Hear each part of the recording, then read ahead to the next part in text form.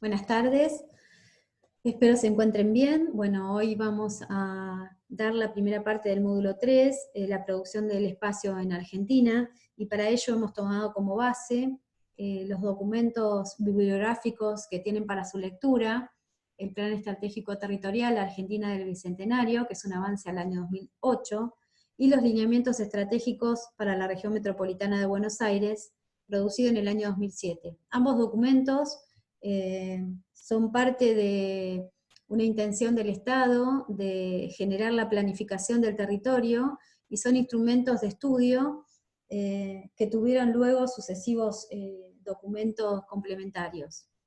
Pero bueno, los cortes que hemos visto en la evolución tanto del territorio nacional como del área metropolitana de Buenos Aires devienen de estos documentos. Bueno, en principio para el territorio argentino se reconocen distintos modelos de organización. El modelo de la América precolonial, previo a la colonización española, con una América habitada por pueblos originarios. Luego la América colonial, con centro en torno al actual noroeste argentino. Un tercer modelo que es el agroexportador, el cuarto modelo de sustitución de importaciones, y el modelo que se consolida, que tiene como pauta predominante la integración del mercado mundial a través del proceso de globalización, que es lo que estamos transitando en la actualidad. Bueno, en principio, el modelo de América precolonial, podemos observar en el mapa, que tiene regiones dinámicas hacia el noroeste del territorio, hacia el norte del territorio, con culturas autóctonas de pueblos originarias que no están vinculadas con el resto del mundo. Hacia los siglos XII a XV, el imperio incaico alcanza un alto grado de evolución y se expande al actual Perú y noroeste argentino. En nuestro territorio, en el siglo XV, se desarrollan sistemas de producción agrícolas, canales, presas y cultivos en andenes o terrazas, alfarería y la metalúrgica del bronce. En este sentido, cabe destacar que se pueden reconocer en el territorio nacional distintas actividades que producían los pueblos originarios y que las caracterizaban. Por un lado, como dijimos anteriormente, hacia el norte del territorio se localizan los agricultores intensivos, que tienen la característica de tener un espacio organizado con áreas de dominio incaico, que se encuentran al oeste y al noroeste.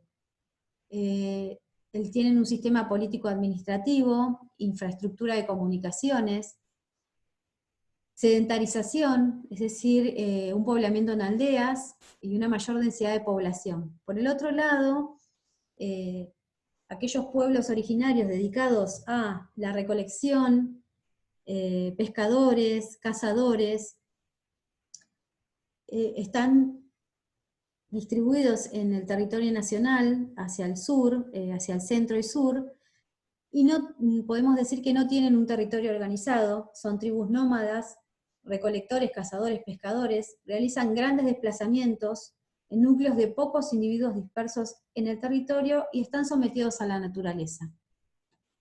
En un segundo momento se reconoce el modelo de la América colonial, que podemos decir que se da entre los siglos XVI y XIX, y tienen centro en torno al actual noroeste argentino.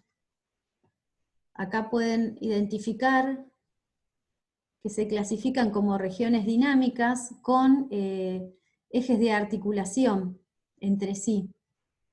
Bueno, en este caso hablamos de sectores donde se encuentran las misiones jesuíticas, diseminadas en lo que actualmente es el territorio argentino, paraguayo y brasileño, con un alto grado de organización y autosuficiencia. Se valora los recursos naturales, una valoración extractiva por parte de la metrópolis. Su economía era tributaria y su estructura socioproductiva estuvo estrechamente ligada al comercio con el Alto Perú. Los trazados originales, que pueden aquí observar algunas ciudades que fueron fundadas en ese periodo, en ese momento, son trazados que se dan en damero y corresponden a las normas del tejido de Indias, dictadas por la corona española, por Felipe II, en el año 1553. Entonces, podemos observar aquí el tejido de Buenos Aires, del mapa fundacional de Buenos Aires en el año 1580, Santa Fe en 1824, 1824, Córdoba en 1573, son trazados ortogonales con dimensiones de manzanas urbanas, manzanas vacías para ser usadas como plaza municipal, la construcción de la iglesia, que forma parte de ese paisaje de la plaza. En definitiva, bueno, son ciudades que se fueron fundando en ese momento histórico con estas normas del tejido de Indias.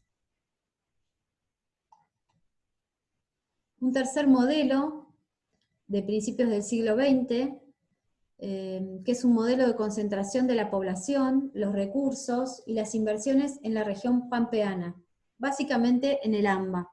Aquí pueden ver cómo se da la consolidación de la concentración en este sector en el mapa, con una dinámica extensiva con menor intensidad y con una cantidad de redes que vinculan el territorio. La generación del 80, que es la que gobernaba en ese momento el territorio nacional, consolida este modelo que se desarrolla durante el primer cuarto del siglo XX, cuando el país se comporta como abastecedor de carnes y grados al Imperio Británico. Durante este periodo se produce un sistema extensivo de explotación agropecuaria, se construye una extensa red de transportes ferroviarios y se provee la mano de obra necesaria mediante una política de inmigración masiva proveniente de Europa. La dinámica económica y política se organiza desde la región pampeana, con epicentro en Buenos Aires, dando lugar a una prosperidad de enormes diferencias sociales, con gran concentración de riqueza por parte de los grupos oligárquicos terratenientes. Como observan aquí, aparece ya inserto en este periodo una de las fases que se identifican en los lineamientos estratégicos para el área metropolitana como fase de formación, que se inserta en este modelo de país, en este tercer modelo, que se da entre 1870 y 1930, perdón, y se organiza la matriz productiva de movilidad y crecimiento. Esta es una matriz concéntrica, radial, donde se construyen las infraestructuras básicas para el funcionamiento de la metrópolis industrial y portuaria. La dimensión social y demográfica son el factor dominante en este periodo, que es de inmigración masiva de origen europeo, que aporta la fuerza de trabajo para la expansión económica y a la vez impulsa el crecimiento acelerado de la ciudad. Una de las infraestructuras básicas es el ferrocarril, que se construye para llevar la producción agrícola hasta el puerto bonaerense, y se consolidan los centros urbanos secundarios en las estaciones de ferrocarril, en torno a los cuales se ubica una parte menor de los nuevos hogares que resultan de la inmigración. El modelo territorial, expansión y consolidación del área central, a la vez que se define una temprana organización metropolitana, por la ubicación de crecimientos sobre los 9 ejes del ferrocarril. Aquí comienza en esta fase de formación la consolidación de lo que después sería el área metropolitana de Buenos Aires. Por el otro lado, cabe mencionar que los inmigrantes tienden a ubicarse lo más cerca posible del área central en condiciones de alta densidad. Bueno, aquí hicimos una filmina en la que se pueden ver hacia el año 1880, que bueno, se manifiesta esta economía agroexportadora, en la que bueno, son necesarios básicamente 3 elementos: abundantes tierras, por un lado, y aquí se da lo que se denominó la conquista del desierto. ¿Esto qué quiere decir? Que toda esa población de pueblos originarios, indígenas, que habitaban la llanura pampeana, fueron desalojados de sus tierras a partir de esta conquista, que bueno, en principio se podía dar de dos modos, ¿no? Desde la construcción de zanjas para evitar el paso de malones indígenas hacia las campañas militares, o bien a partir de campañas militares para extender la frontera. En ese momento, el sucesor de Alsina, que es Julio Argentino Roca, organizó expediciones militares para someter a los indígenas y desalojarlos de esas tierras. Bueno, y aquí, como bien dice la filmina, en el año 1879 se produce la denominada Conquista del Desierto, que venció la resistencia indígena gracias al uso de una nueva tecnología militar y a la posibilidad de trasladar a los soldados y suministros con el ferrocarril. Bueno, aquí la población indígena es sacada de sus tierras, muchos son muertos, otros fueron tomados como servidumbre, y bueno, fue una aberración contra los pueblos originarios. Por el otro lado, otro elemento necesario es el capital, que fue conseguido con préstamos extranjeros a Gran Bretaña. Bueno, aportó capital para la construcción de las redes ferroviarias, por eso los ferrocarriles fueron durante muchos años de concesión de Gran Bretaña. Bueno, y la mano de obra, que tiene que ver con la inmigración masiva de los países europeos.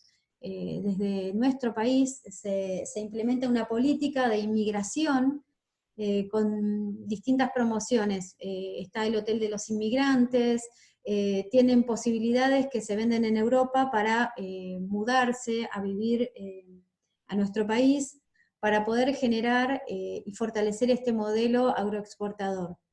Los medios de transporte cumplen un rol fundamental, como ya se dijo, y permitían el traslado de las mercancías de manera veloz, económica y segura, desde lo que sería la región pampeana hacia el puerto de Buenos Aires. Acá se puede ver en estos mapas de la Argentina cómo fue evolucionando desde 1870 a 1910 el tendido férreo, y aquí tenemos un mapa de la red vial al año 1960. Bueno, hay algunas fotos alegóricas que refieren al ferrocarril y a las poblaciones europeas que venían a nuestro país en búsqueda de trabajo y por mayores posibilidades. En ese momento se hablaba de hacerse la América. Bueno, por el otro lado, es un momento en el que se produce el espacio en Argentina, aparece lo que se denomina la ley de fronteras, que es la ley, esto que hablábamos recién, sobre los pueblos originarios. Se le pone un límite a la posibilidad de los pueblos originarios de habitar el territorio, ¿sí? Entonces, en ese sector, bueno, aquí tenemos un pequeño mapa. Los pueblos originarios podían estar en la zona gris, y hacia lo que sería la Pampa no podían estar, ¿sí? Había una limitación, y es una ley de fronteras en la margen izquierda de los ríos Negro y Neuquén. Acá está transcrito el artículo primero, donde bueno, se autoriza en algún momento, en ese momento histórico, en el año 1867, con la línea de frontera sobre el margen izquierda de los ríos Negro y Neuquén, previo sometimiento por desalojo de los indios bárbaros de la Pampa, desde el río Quinto y el Diamante hasta los dos ríos antes mencionados. Se invierten grandes sumas de dinero para generar poblados en el interior de la Pampa, ¿sí? Acá tienen algunos esquemas anteriores al año 1879, donde se ve que hay ocupación indígena. Luego se comienzan a hacer las divisiones de suelo, los trazados férreos, y por último los poblados, ¿sí? Los pueblos o colonias. Bueno, pasamos al modelo de sustitución de importaciones de mediados del siglo XX, donde el Estado conduce un proceso de industrialización basado en la sustitución de importaciones, la prevalencia del mercado interno y la promoción de la justicia social. la mano de obra aportada por la migración interna y de los países limítrofes y por el segundo flujo de migrantes europeos. Surgen los planes quinquenales que propulsaron la generación de fuertes inversiones en infraestructura y en equipamiento social, particularmente sobre lo que son las zonas periféricas urbanas, generando la inclusión de vastos sectores económicos y sociales y el desarrollo de esas áreas, junto a otras históricamente desarticuladas del territorio nacional. Se puede ver que este modelo, al igual que el anterior, se concentra en lo que sería en la zona metropolitana de Buenos Aires y un poco más, donde se produce aquí una franja de industrialización, y se ve que los nodos de articulación, que son los nodos circulatorios, se van distribuyendo a lo largo del país, hacia los nodos urbanos, ¿sí? Son las redes circulatorias con las ciudades que fueron generadas. Por otra parte, hacia el año 1958-62, se produce el proyecto de modernización del país, con ejes de desarrollo, diversificación de la industria, fundamentalmente en base a la industria pesada, que es lo que se refleja en este mapa, ¿no? Una expansión de las redes de articulación y de las industrias. Se promueve el desarrollo regional. Se ponen en marcha entonces importantes obras de infraestructura, conducentes a superar el histórico desequilibrio del territorio, concentrado en lo que es la región metropolitana, en el centro del país, y este proceso queda inconcluso cuando se produce el golpe militar, y se inaugura una etapa de inestabilidad institucional con sucesivos gobiernos civiles y militares. En ese contexto el país mantuvo una organización estructuralmente dependiente de Buenos Aires. Aquí surge, o bueno, se combina con este modelo la fase reconocida en lineamientos estratégicos de industrialización y crecimiento entre 1930 y 1970 en lo que es el conurbano bonaerense, donde se densifica el área central y se consolida el conurbano. Es decir, por un lado hay un modelo nacional que quiere generar la regionalización, ¿sí? La expansión hacia el interior del país, de todo lo que tiene que ver con las redes, la industria y el crecimiento, la ocupación del territorio, y por el otro lado se concentra en el conurbano ese crecimiento y esa densificación, ¿sí? Se consolida como gran metrópolis industrial en torno a los ejes cuencas hídricas en la primera corona, accesible a los barrios obreros y expansión en la periferia, hasta la consolidación de la primera corona metropolitana. Hay una creciente densificación de las áreas centrales y la extensión del crecimiento por sobre los ejes viarios del ferrocarril. Al año 1947, en esta región había 3 millones de habitantes. Fíjense cómo vimos en el primer momento, que es radioconcéntrico, cómo estas redes del ferrocarril, a partir de ellas se van generando la concentración demográfica, ¿sí? El crecimiento poblacional.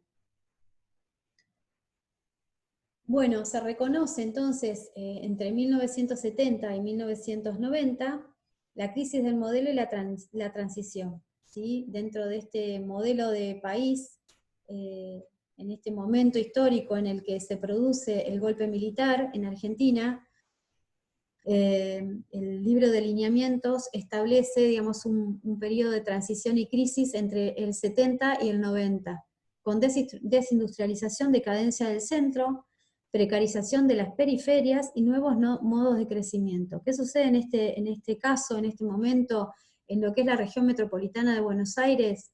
Hay una reestructuración de la economía, una redefinición del rol del Estado y una reorganización del territorio de la metrópoli.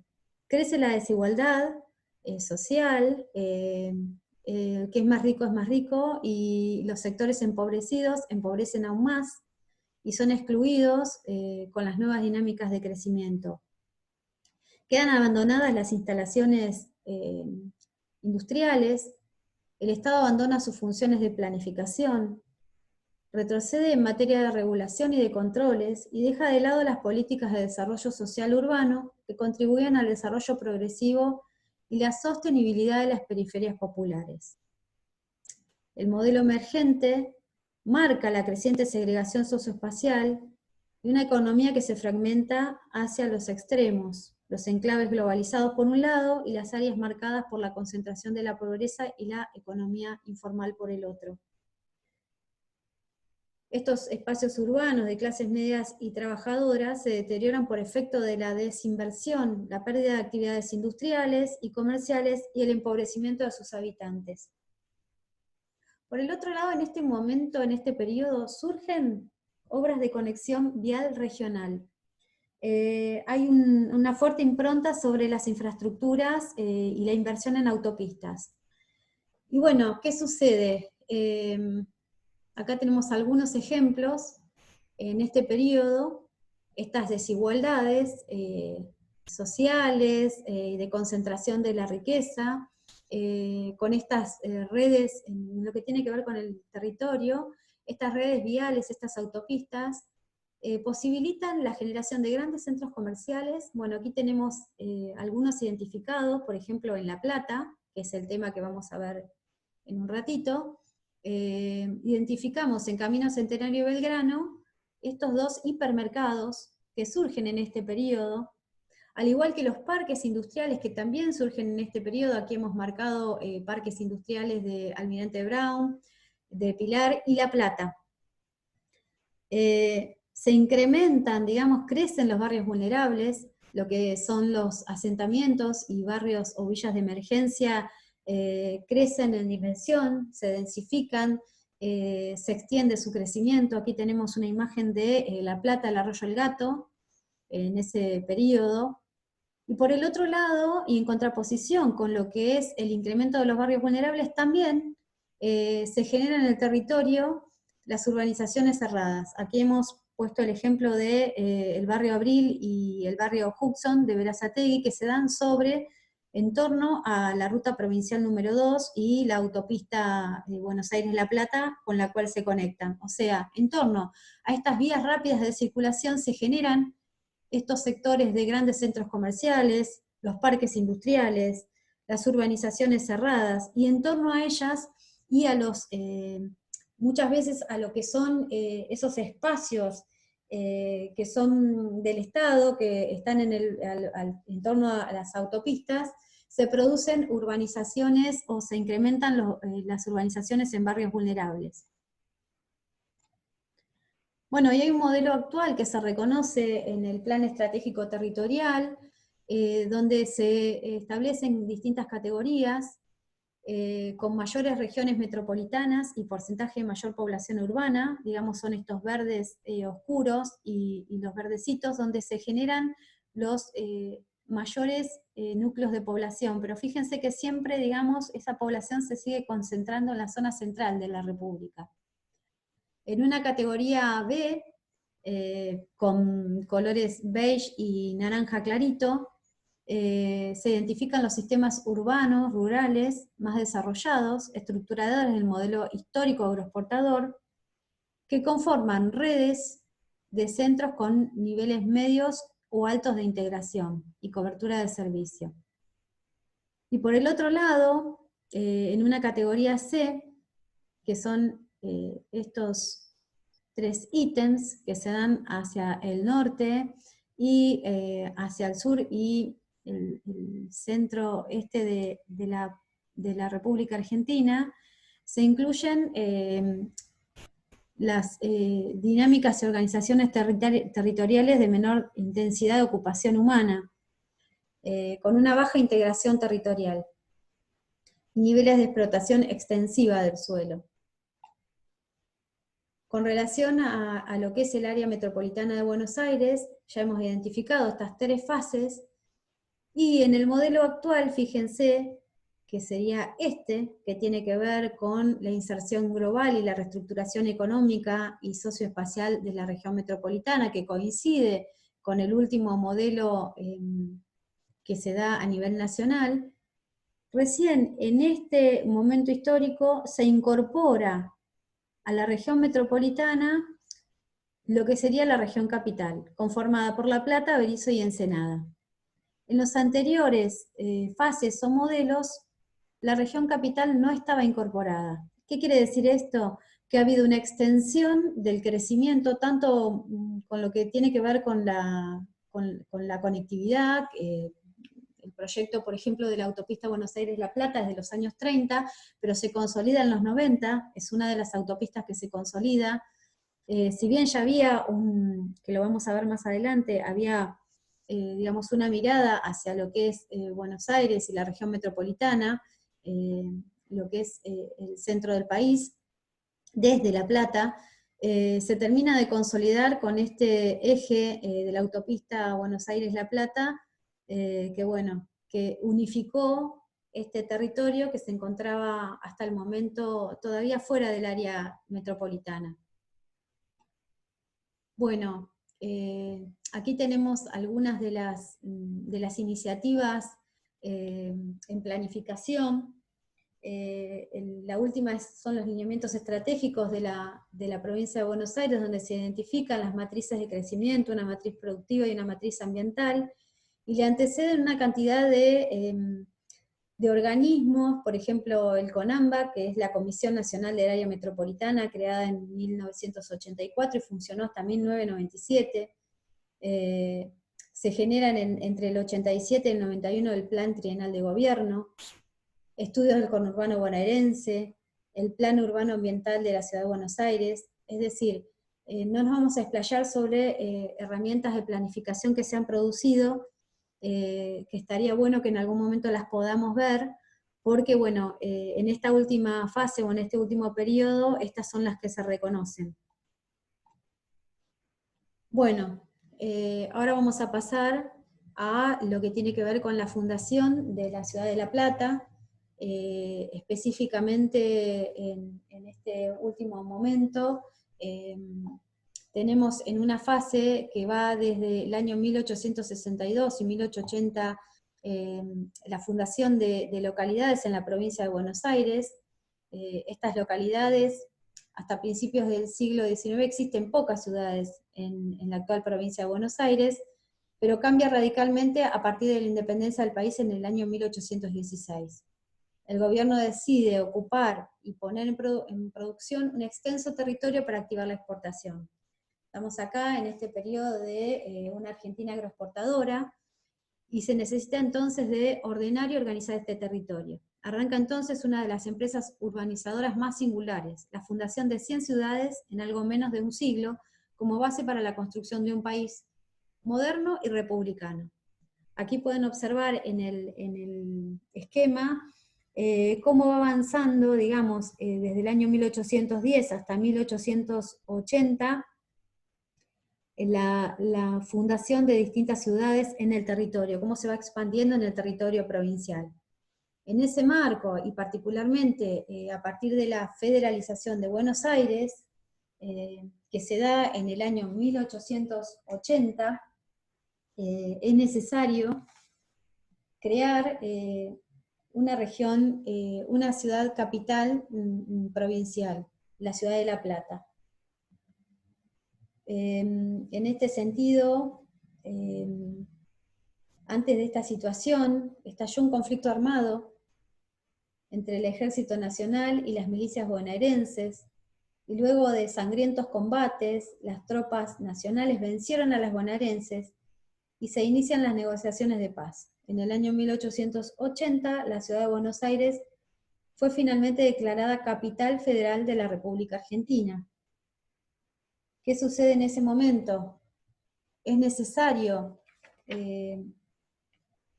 generar una capital que sea de la provincia de Buenos Aires entonces. Luego de la federalización de Buenos Aires, se designa una nueva capital. En un primer momento se pensó en elegir alguna de las localidades que ya existían, como Campana, Zárate o Quilmes, pero se profundiza en ese análisis, en la búsqueda de un lugar y de un espacio que cumpliera con las necesidades de esa nueva capital, que responda.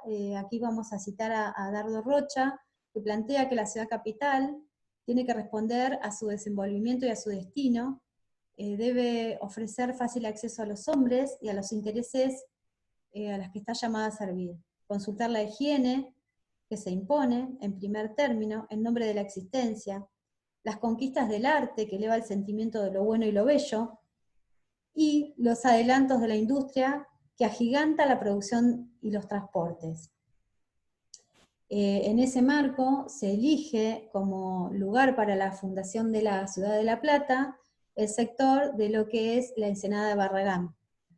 Hay una visión integral del desarrollo regional, que fue parte del acto fundacional de La Plata como consecuencia de la federalización de Buenos Aires, entonces. En este sentido, bueno, surge La Plata como una ciudad-territorio, una ciudad planificada, con un emplazamiento estratégico, que asegurara la vinculación con el interior bonaerense y con el mundo, el puerto natural de la Ensenada y la costa del Río de la Plata. Aquí podemos ver el plano original de la fundación de La Plata como una ciudad-territorio. Para su conformación y su proyección, la postura es positivista en relación al ambiente. En ese momento el territorio es un soporte que debe ser modificado por el hombre para garantizar el progreso. Se extraen sus productos, pero no se ignoran sus particularidades. La ciudad se levanta a modo de tabula rasa, atendiendo a criterios ambientales muy básicos. Igualmente, se inicia la construcción de la ciudad en el año 1882, y cabe mencionar que ya el poblado de Ensenada y de Tolosa ya existían en el territorio. Son previos a la fundación de la ciudad de La Plata. Bueno, este proyecto de ciudad-territorio se basa en teorías vanguardistas, el higienismo que vinculó con la salubridad, está vinculado con la salubridad pública, es adoptado por sus principios de organización territorial para la configuración de los trazados urbanos rurales, de la mayoría de las ciudades fundadas en la provincia de Buenos Aires, sumados a la ciencia positivista y el racionalismo, que Dardo Rocha, que es el impulsor de este proyecto, concebían como propios.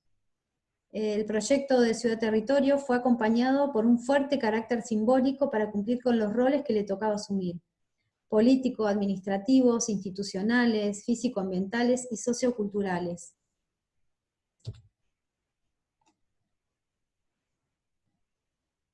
Esta debía ser una ciudad de la conciliación, una ciudad-región, una ciudad con puerto, con poderes políticos, públicos, universitaria, moderna, higienista.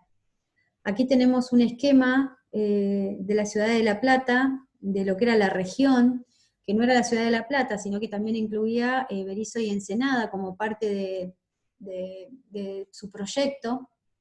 Y bueno, respondía a un eje en el sentido puerto-ciudad, ¿sí? Donde se planteaba, digamos, la salida a través del puerto en un país con un modelo agroexportador de los productos, y la producción hacia el interior de la provincia. O sea, el eje fundacional fomentaba, digamos, esta relación de la ciudad de La Plata con el mundo y con el interior de la provincia.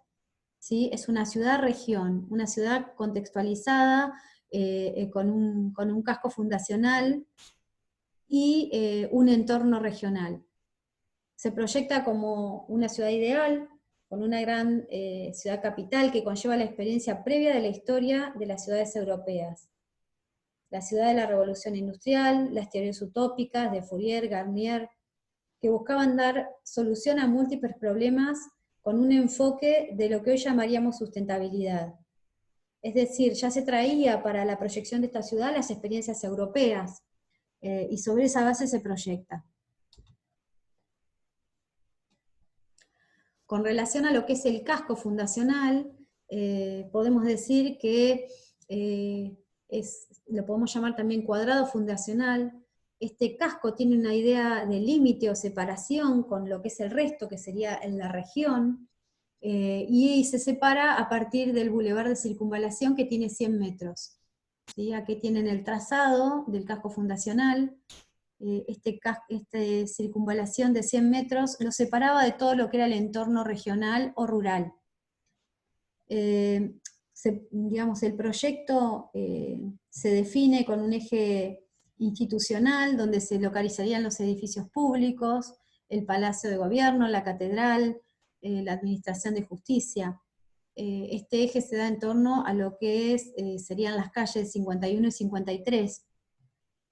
Por el otro lado, hay jerarquías de vías, ¿sí?, que aparecen avenidas y diagonales, que están intersectadas por sectores verdes, que son plazas o parques. Tenemos en el centro de la ciudad de La Plata lo que es la Plaza Moreno, de gran escala, y por último, lo que es el pasaje o el sector del Bosque de La Plata, donde se localizarían el museo, el observatorio, y bueno, y es un pasaje público de gran escala.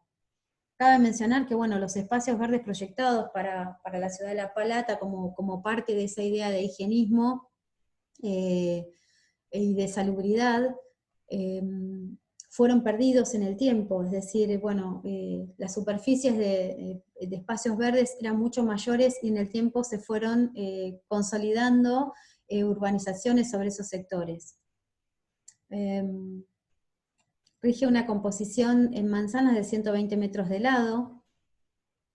Ya dijimos, bueno, que hay jerarquía de vías donde aparecen calles normales, avenidas cada 6 calles y diagonales, además del ya mencionado Boulevard de Circunvalación. Este Paseo del Bosque, que le da una jerarquía a la ciudad, es una ciudad que se caracteriza por contener elementos simbólicos que le son propios por ser la ciudad capital. Era una ciudad que tenía que ser diseñada tenía que ser una ciudad especial. Una ciudad con sede administrativa de la provincia de Buenos Aires, la ciudad capital.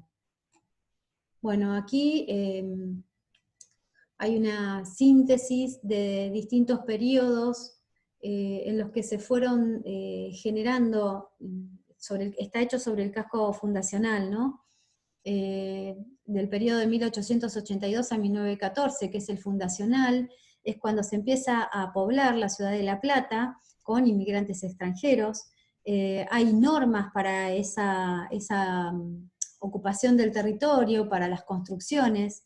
Hay una morfología de edificios públicos de mayor altura y exentos en el terreno, y construcciones particulares de 1 o 2 niveles y en línea municipal.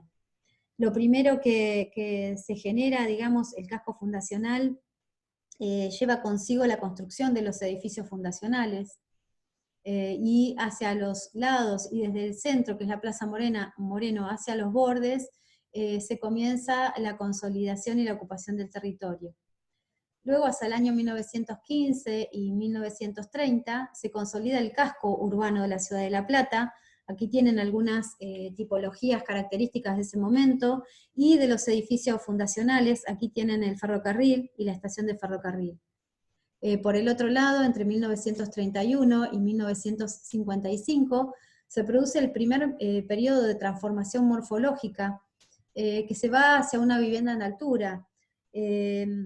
Alturas en los edificios públicos, en este sentido, aquí tienen un esquema gráfico, donde pueden ver que la altura edilicia en los edificios públicos es inferior a la nueva arquitectura. Aparecen edificios en altura de 5 o 6 niveles con retiros de la línea municipal. Todo esto, por supuesto, obedece a normativas que fueron surgiendo a lo largo de los años y que se dan en este periodo. Eso, si quieren, después lo pueden ver con mayor detenimiento, no nos vamos a explayar mucho sobre eso. Bueno, aparece un segundo periodo de transformación entre 1956 y el año 2000, al que nosotros le llamamos un periodo de densificación, ¿sí?, del casco urbano sobre todas las cosas. Esto tiene que ver con la aplicación de las normativas vigentes, la ordenanza 3001 del 63, que fue reemplazada en el año 1978 por la ordenanza 4495, genera y permite el completamiento de la ocupación del casco urbano. En el año 70 había un 60% de ocupación, al año 85 un 84%, y en el año 96 ya el casco urbano estaba ocupado prácticamente a un 100%. Esta norma limita la altura de edificación del casco, excepto en la zona centro, frente a los bulevares, plazas y parques, y se produce un proceso explosivo de construcción en altura y renovación urbana. Hay un periodo desde el año 2001 hasta la actualidad que podemos identificar, o a lo que le hemos llamado una tercera transformación, que es de densificación y verticalización. Aquí surgen dos ordenanzas. En el año 2001, la 9231 del 2001, que es el Código de Ordenamiento Territorial, y en el año 2010 la Ordenanza 10.703.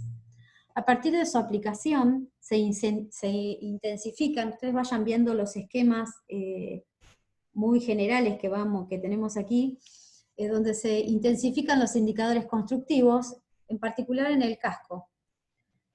Se jerarquizan los espacios verdes públicos, las plazas, los corredores y avenidas generan que digamos, en aquellas manzanas que den a corredores o avenidas, se permita la altura de hasta 10 niveles edificatorios, edilicios.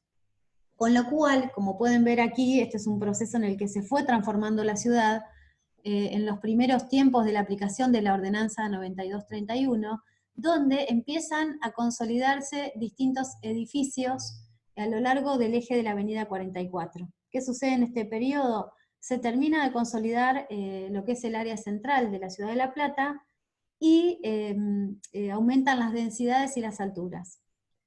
Ya en el año 2010, con la ordenanza 2703, se intensifican los indicadores constructivos de ocupación del suelo.